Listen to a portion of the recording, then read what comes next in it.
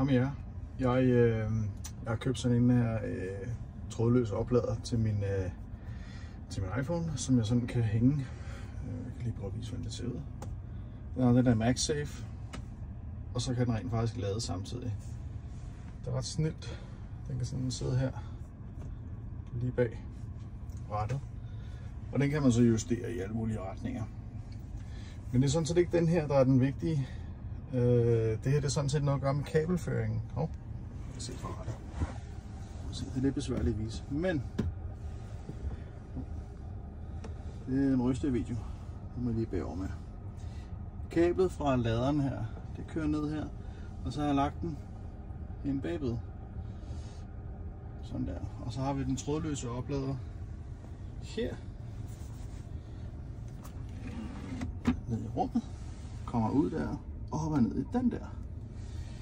Det er lidt smart, hvis man nu, ligesom med denne her Spigen trådløse lader her, den kommer med et ret kort kabel, så den kan faktisk ikke nå om på bagsiden, som nogle andre fabrikanter de har. Så vil man gerne have, at kablet der løber under den her liste her.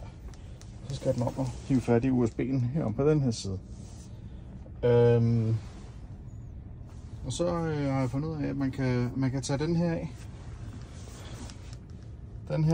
Det her trim, ja, det kan man pille af. Og det kan man gøre sådan ganske enkelt ved, at man skal jeg prøve at se, om jeg kan vise det her. Der sidder sådan en clips, og man skal bare trække dem ud her bagfra. Stille og roligt. Klik. Jeg prøver lige at vise det her. Det ser egentlig sådan her ud. Så klikker man dem sådan til bare af her. Der. Og så sidder der nogle clips der og der. Her og her. Og så sidder der en på midten.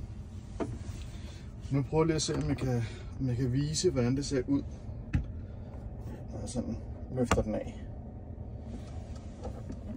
Det ser sådan her ud.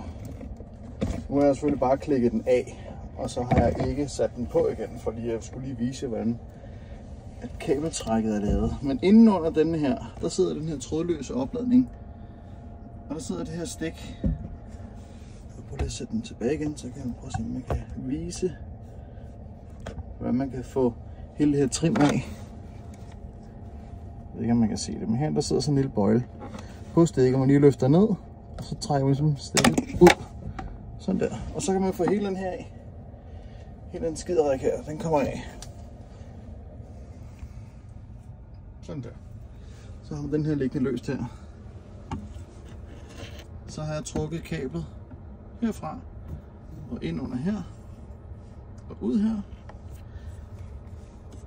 og bag det her stykke plastik. Man kan bedre se det her. Så ligger den nemlig her, og så kommer den ned igennem det hul der, og det gør nemlig, at når lågen eller lemmen, eller hvad man kalder det, den kører ind her, så kan den stadigvæk være der. Og kablet kan bare ligge lige så fint der. Sådan der.